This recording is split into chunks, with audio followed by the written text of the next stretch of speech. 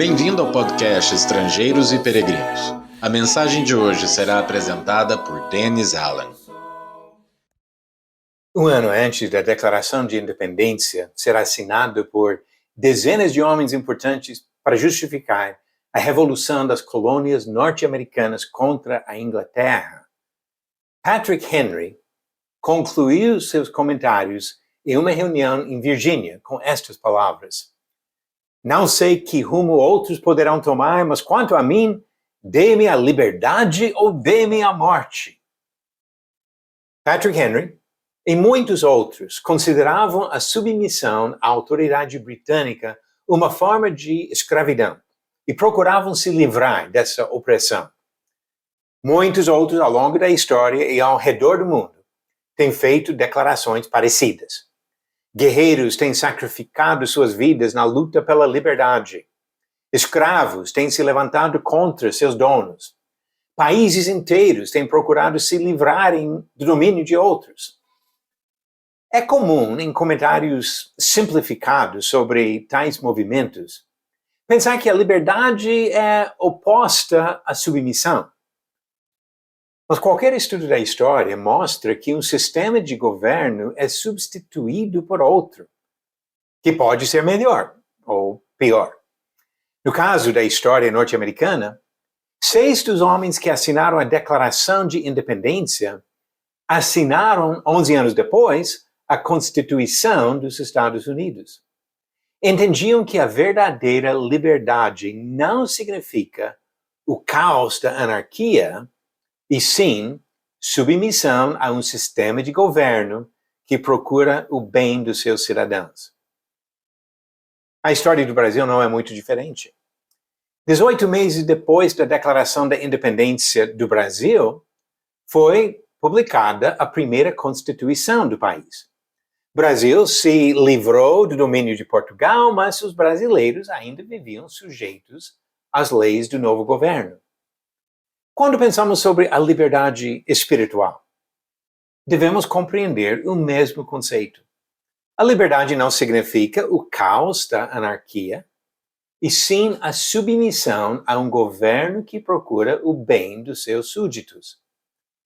O salmista disse ao Senhor em Salmo 119, verso 45, "Andarei em liberdade, pois tenho buscado os teus preceitos." Nem todos percebem a importância da submissão aos preceitos de Deus. Salmo 2 fala de pessoas que tratam o domínio divino como algemas a serem quebradas e descartadas.